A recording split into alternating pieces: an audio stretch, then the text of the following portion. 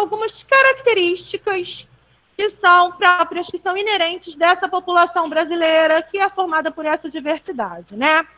Bom, lá na página 359 do livro de vocês, abram o livro primeiro na página 359 para nós começarmos a nos ambientar.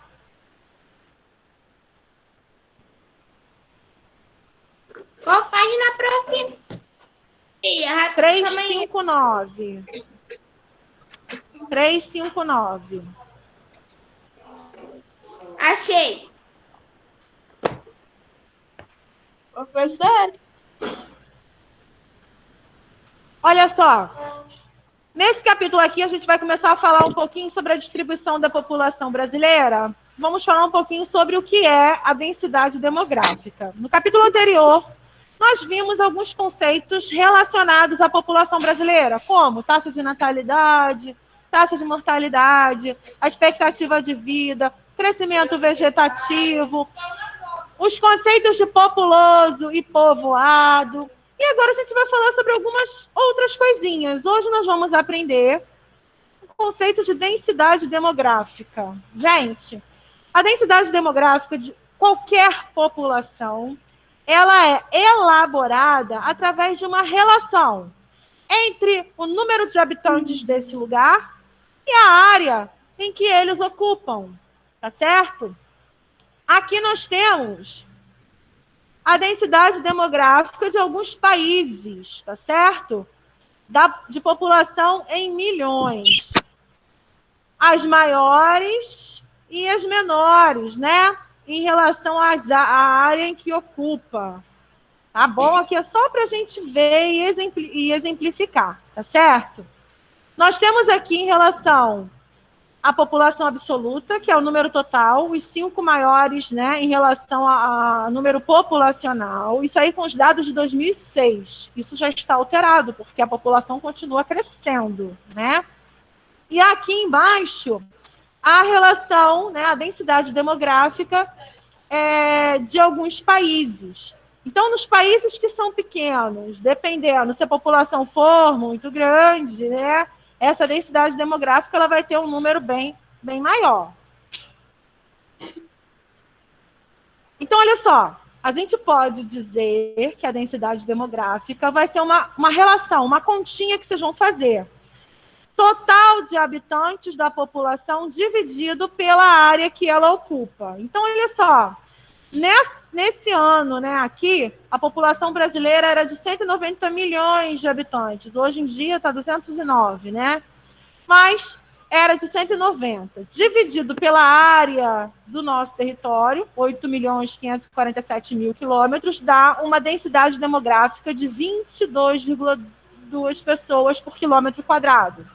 É mais ou menos assim que a gente vê essa densidade demográfica. Só que assim, o nosso território, ele não é ocupado de maneira uniforme. Olha nesse mapinha aqui.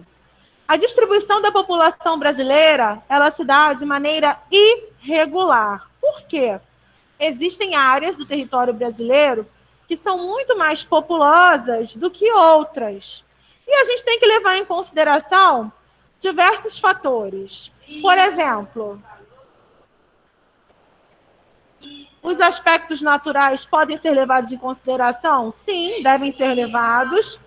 Mas também os aspectos de colonização.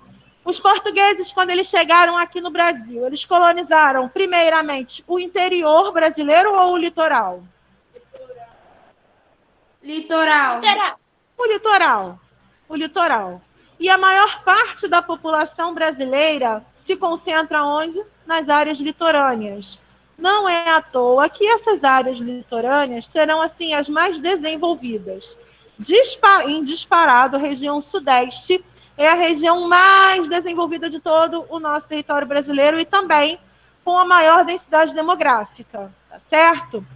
Temos cerca aqui de 86 milhões de habitantes nos 4 estados da nossa região. Em comparação, olha aqui, nesse mapa, quanto mais clarinha for a cor, menor vai ser a densidade demográfica. De todas as regiões brasileiras, qual delas apresenta assim, a menor densidade demográfica? Olhando aqui no mapa. Amazonas. A região? Amazônica. Norte. A região norte como um todo, não só o Amazonas, mas Pará também, o Amapá, Roraima, o Acre. Bom, nem é preciso falar. Aqui a gente tem um aspecto natural que vai dificultar a fixação humana. A região da floresta amazônica.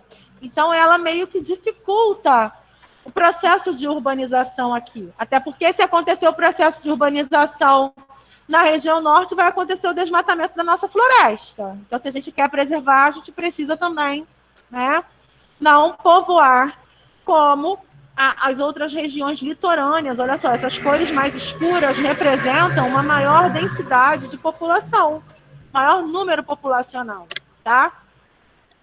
Então, a gente pode dizer que a população brasileira ela é distribuída de maneira irregular por todo o território, porque temos áreas que são mais populosas e áreas que são menos populosas. Agora, lá na página 359, nós temos duas fotos de áreas diferentes. A primeira fotografia fica no Amazonas, Novo Airão, onde a densidade demográfica, ou seja, a relação de habitantes por quilômetro quadrado, é de 1 habitante por quilômetro quadrado. Olha só, a densidade demográfica é bem baixinha, né? E a gente tem... Para aí, gente, toda hora. E a gente tem aqui na foto uma área de floresta preservada e com algumas casas aqui nessa área. Embaixo a gente tem uma outra cidade, que é Belo Horizonte, onde a densidade demográfica é de 7.615 habitantes por quilômetro quadrado. Então, a gente tem um número infinitamente maior de pessoas distribuídas no mesmo tamanho de terra, no mesmo 1 quilômetro. Qual é a diferença que vocês conseguem estabelecer olhando essas duas imagens, entre essas duas cidades? Densidade demográfica. É diferente. Uma é mais urbanizada, né? A de Belo Horizonte. A outra tem o predomínio de elementos naturais por conta da própria floresta. Aí vem a pergunta aqui: o que você conclui ao comparar a densidade demográfica dos municípios mostrados nas fotografias acima? Que Belo Horizonte é bem mais populoso.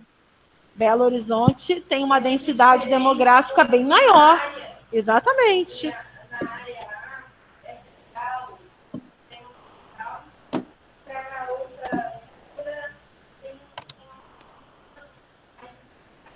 Mas aqui a gente tem que falar em relação à quantidade de pessoas. Em Belo Horizonte a gente tem uma população muito maior, não é? Então você vai colocar aí, Davi. Em Belo Horizonte temos um número muito maior de habitantes do que... Mas eu perdi aqui. Do que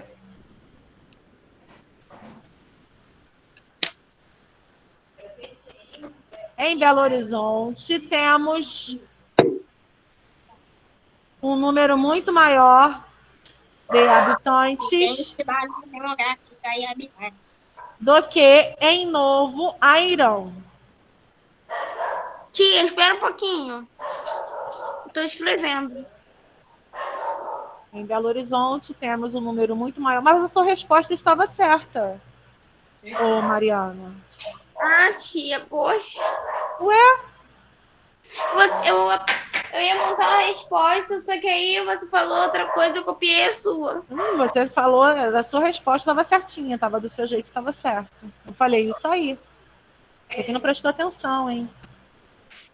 Então, em Belo Horizonte, temos uma população maior do que em Novo Airão. Agora, lá na página 360 do nosso livro,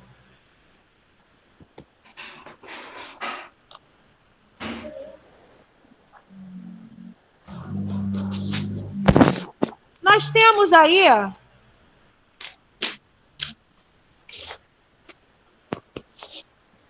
uma tabela Tia, 360. 360. Obrigado. Nós temos uma tabela com as regiões brasileiras e as densidades demográficas. Olhem aí no mapa na tabela de vocês da página 360. Todas as densidades Tô almoçando. das regiões, né? Aí, embaixo, nós temos algumas questões. Letra A. No caso, número 2, né? Número 2, obrigada. Eu estou tentando fazer duas coisas ao mesmo tempo, aí eu acabo trocando as bolas. Sudeste. Qual região brasileira possui a maior densidade demográfica? É a Sudeste. Muito bem. Coloquem aí, região Sudeste. Qual Sudeste? Algum problema? Não. Tá bom, valeu. Tia, eu tô almoçando.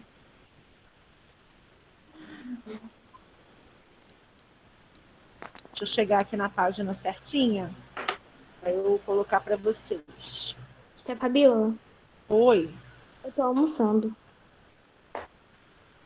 Tem que esperar, né? Um pouquinho, né? Não pode. Eu não tô com fome. Ó, vou compartilhar minha tela aqui. Você tá com fome? Eu tô morrendo.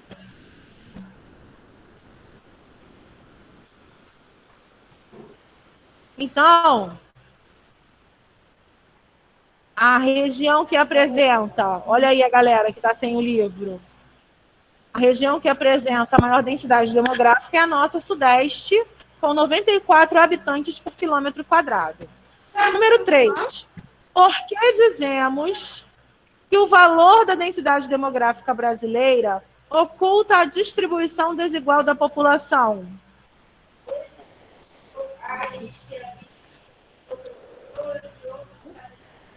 Sim, exatamente por isso. Muito bom, Davi. Porque a nossa população, ela não se distribui de maneira regular pelo território. Existem áreas que são bem povoadas e outras que não. Por quê?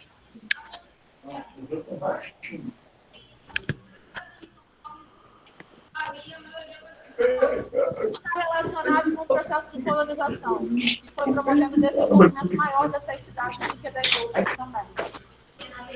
Aqui nós temos mais chances de ofertas de emprego que não tem em outros.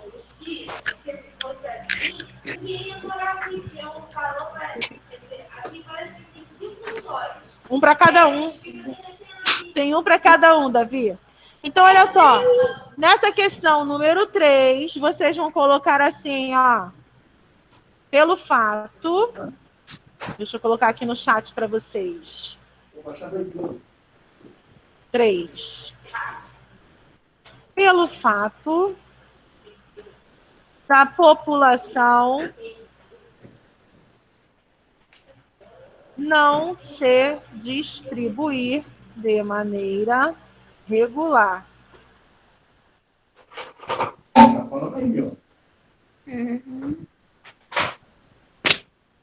É isso aí. Obrigada, tia.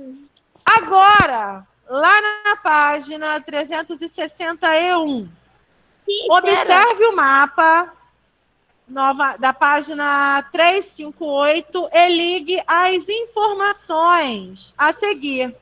Quem está sem o livro vai pegar a resposta e colocar no caderno, porque aí quando o livro chegar já vai ter todas as respostas, ok? Nesse número 1, vocês vão olhar o mapa da página 358. Vão olhar lá de acordo com a legenda para ligar os pontos. Macapá no Amapá. Sim. Yeah. Vocês vão olhar aí, vocês estão vendo no número 1, que nós temos aqui alguns estados e ao lado as densidades demográficas. Vocês vão olhar nesse mapa de distribuição da população, que está aqui com a legenda, vocês vão olhar de acordo da cor deles de acordo com a legenda. Amapá, o Macapá, Amapá. Você vai olhar lá em cima, tá lá na região norte, a sigla AP. Ela aparece em que cor? Tia, peraí, eu tô copiando a 3 ainda. -1. Menos de um, não. Ela não está totalmente amarela, não. Aqui no meio de Amapá, a maior parte do território 10. está entre 10 a 25. Muito bem, Breno. 10 a 25 habitantes. Vocês vão ligar Macapá De 10 a a 20. 10 a 25 habitantes. Campo Grande, Mato Grosso do Sul, MS. 25 a 25. 100. Isso aí, 25 a 100. Muito bem. E por último, São Paulo, que só pode ser o que tem a maior densidade. 100 habitantes. 100 habitantes ou mais. Professora, Ah, a apresentação está na página 360. sim, é porque eu não quero colocar lá na outra, porque senão vocês vão acabar vendo Ah, tá. tudo a resposta e eu não quero. Entendi. Olha só. Verifique novamente, né, o mapa da página 358. De que maneira está distribuída a população no estado onde você mora? E Tenho mais. descreva. Rio de Janeiro, gente. E aí? Tenho mais. 100 ou mais, né? Então, podem colocar aí. O Rio de Janeiro apresenta 100 ou mais habitantes por quilômetros quadrados.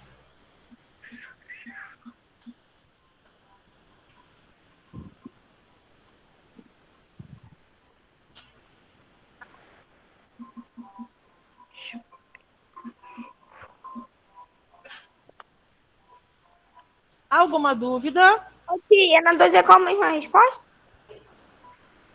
O Rio de Janeiro apresenta 100 ou mais habitantes.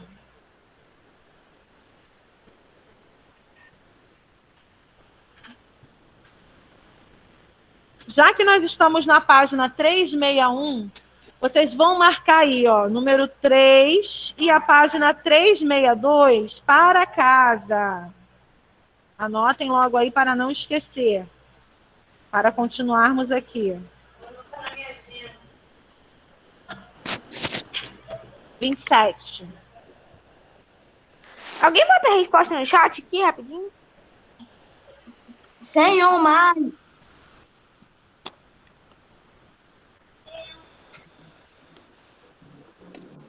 Então, deixa eu colocar aqui. Mariana, não pode ficar falando isso, não. Você tem que almoçar depois. Ó, então em casa, já vou deixar logo a atividade de casa, antes que eu esqueça. Páginas 361 e 362. Senhora, a aula termina que horas? A aula termina meio-dia 50. Agora, olha só, eu vou compartilhar aqui os slides que nós estávamos vendo a respeito da nossa população. Eu estava falando para vocês que a população brasileira... A galera de casa já está vendo a tela compartilhada? Agora que está, né? Que agora apareceu aqui. Sim, pra que mim. página? Sim. Agora Sim. pode prestar atenção aqui nos slides. Nós vamos falar agora um pouquinho sobre um outro fator que também é importante para caracterizar a nossa população brasileira, que é a migração. Ao longo de toda a nossa história, a população brasileira realiza deslocamentos por uma série de fatores. A migração nada mais é do que o deslocamento das pessoas de um lugar para o outro. E as pessoas migram. Por que será que as pessoas migram? Por que elas saem aí da sua terra natal e vão para outros lugares? Hã? Para achar melhores condições de vida? Repete, Caio, que eu não ouvi.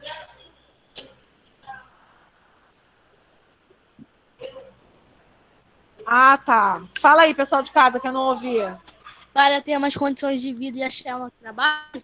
Sim, em busca de melhores condições de vida. Tem gente que foge do seu país, da sua terra natal, porque aquele país está em guerra. Então, eles vão buscar melhores condições de vida, vão se refugiar em outro país. Existem pessoas que migram por causas naturais.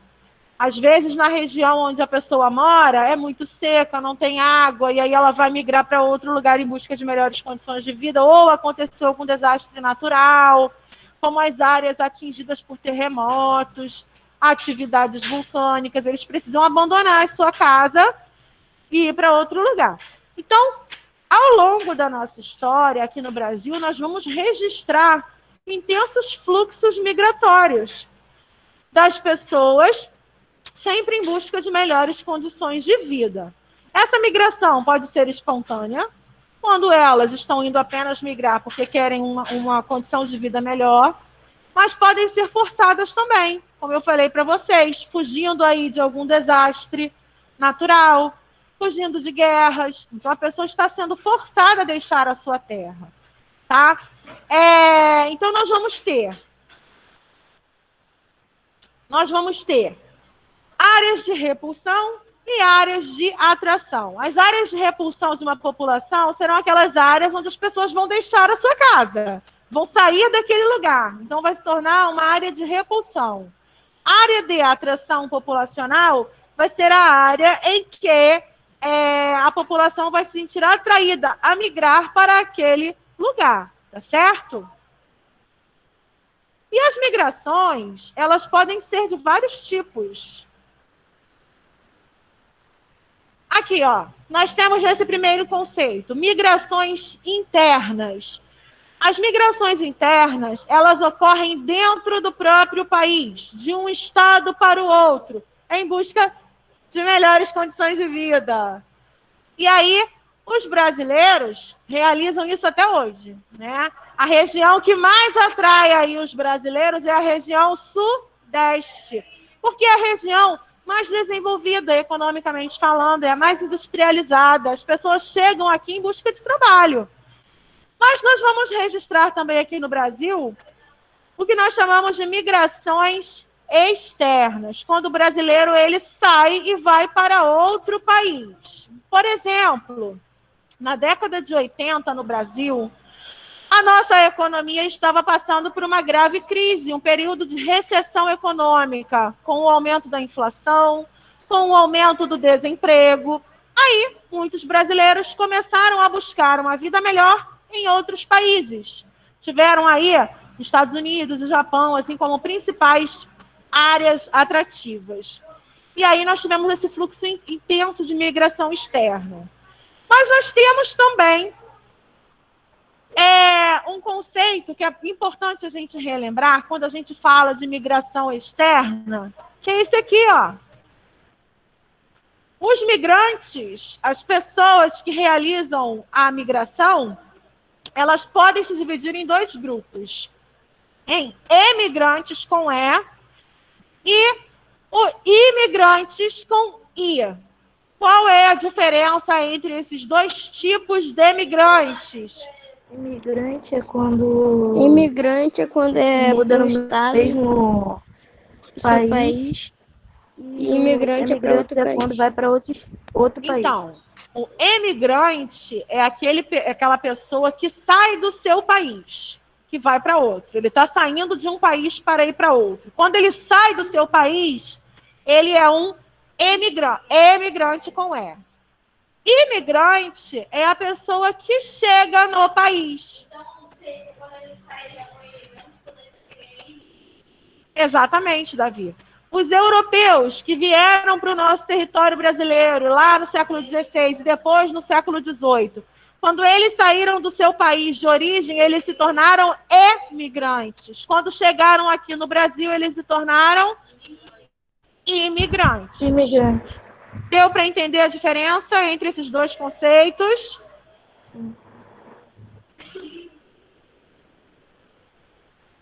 E aí nós já falamos aqui sobre as migrações nacionais ou internas, quando você realiza dentro do mesmo país. A gente vai perceber ao longo da nossa história um fluxo muito intenso de nordestinos vindo para a região sudeste, para a região centro-oeste. Como eu, tia? O Nordeste, ele meio que é uma região repulsora. E por quê? Tem a questão da seca no sertão nordestino, pela falta de água. As pessoas migram em busca de uma vida melhor, em busca de água, em busca de trabalho. Oi. Meu avô, ele já morreu, ele nasceu lá em Portugal e veio aqui pro Brasil com 4 ou 3 anos de idade. Nossa, então.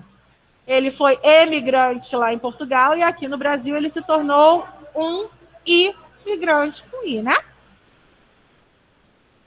Olha aqui, ó, gente. E o que ele falou que eu não vi direito que bugou pra mim? Oi? Bugou pra mim o áudio dele. O que eles falaram?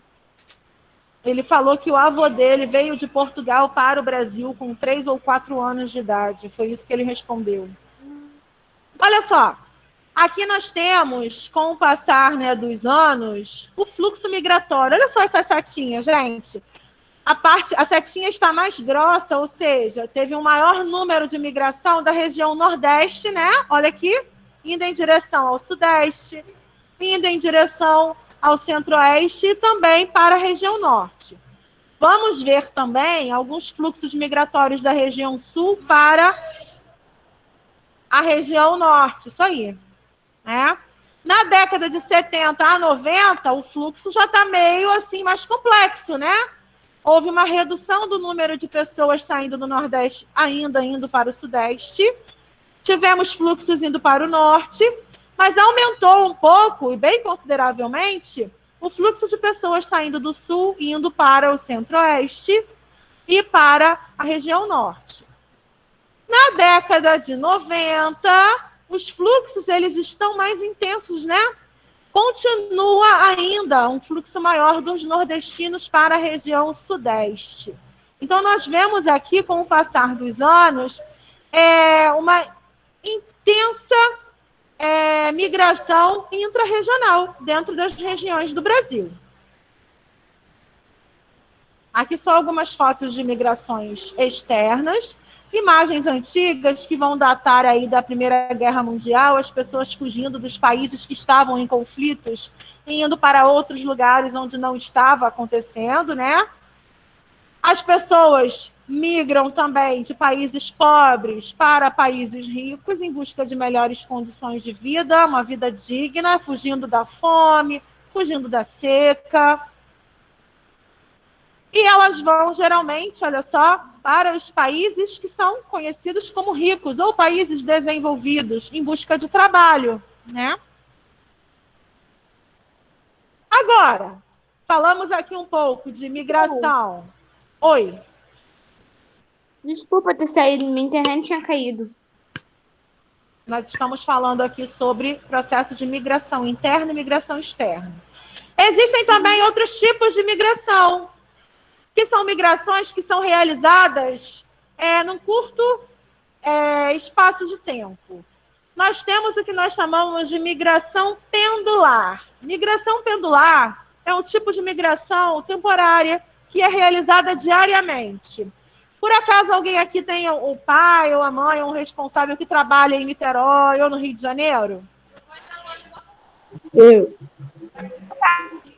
Meu pai, Pois é. Meu pai. Então, Pai. os pais de vocês realizam essa migração pendular diariamente. Esse trajeto, casa, trabalho, em Niterói. indo para outra cidade, muito bem, isso aí é um tipo de migração pendular. Fala, Davi. Meu pai também trabalha em Niterói. Ô, tia. Só um minutinho, Mari, que o Davi está falando aqui. Já já eu falo com você. Nossa, então eles ficam migrando todos os dias.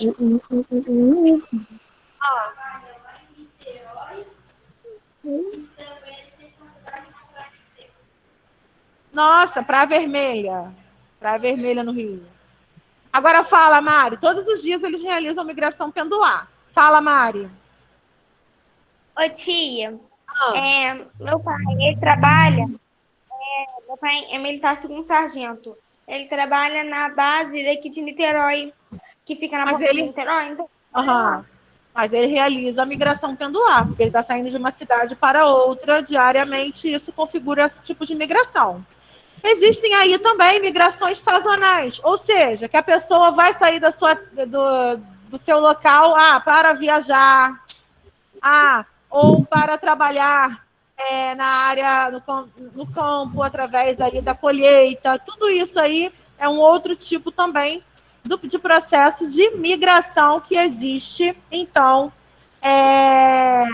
não só no Brasil, no mundo todo, tá bom? Ficou claro esse conceito de migração interna, externa, migração pendular?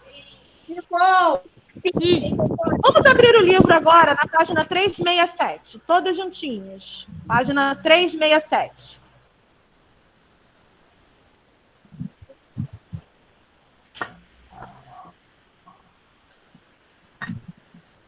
Tia, um minutinho, tá? Página 367. Já abriram? Nós temos aqui um mapa da imigração, né, em que nos mostra os principais fluxos migratórios do Brasil. Aí, desliga o microfone aí, por favor. Tem alguém com o microfone ligado que está atrapalhando a beça. Obrigada. Obrigada. Eu não sei, não dá para eu ver? Eu estou na outra tela aqui. Ó, galera daqui da sala tá vendo aqui na nossa telinha o mapa que a galera de casa também está vendo. Nós temos os principais fluxos de migração do nosso Brasil. Agora, olha só, no número 3. De que país o Brasil recebe maior número de imigrantes? Olhem o número aí, gente. Portugal. Hã? Portugal. Portugal, 116 mil. Já respondi a 4. Observe novamente no mapa e identifique o país que mais atrai os brasileiros Paraguai. emigrantes. Paraguai. Olha só, emigrantes é o brasileiro Portugal. que está saindo. Portugal.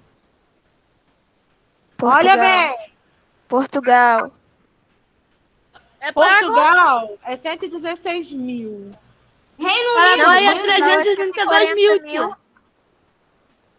Sim, e os Estados Unidos? 24 mil. 24 mil. Olha só, que engraçado. Eu estou achando uma coisa estranha. Esse mapa daqui que eu estou apresentando para vocês está diferente do meu que está aqui no meu livro. Vou me guiar pelo livro, por isso que eu estou vendo errado. Professora, que são páginas diferentes. Você tá na 366 ou na 367? Tio, pra responder a 4 tem que ser na 366. É de 2013 ou de 2015?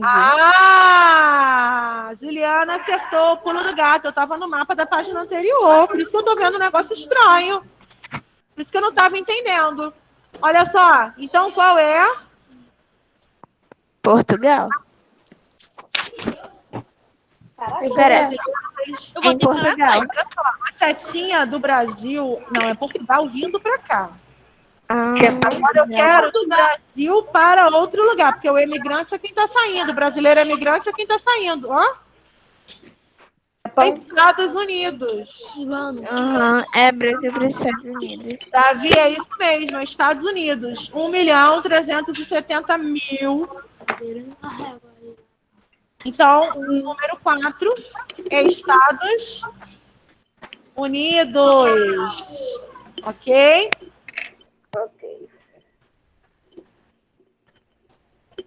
Alguma dúvida? Oi. Professora, Oi. eu tenho uma pergunta importantíssima. Hã? Eu tenho uma pergunta importantíssima. Fala. Posso beber água? Breno, agora daqui a pouco você já vai estar saindo, eu vou estar liberando vocês de uma vez por todas. Anotem aí, gente, antes que eu me esqueça. Além do número 3 da página 361 e a página 362, vocês também irão fazer em casa a página 364. Tá bom. Tá? 361. A partir do número, só tem o número 3. 362 e a 368. Ok? Pessoal de casa, eu vou liberando e descansando vocês aqui por agora, porque a tia precisa arrumar a sala aqui para a próxima aula. 368. Tchau, tia. Tchau, tia. Fiquem com Deus, meus amores. Tchau. Não esqueçam de fazer o dever de casa. Beijos. Beijo. Fui.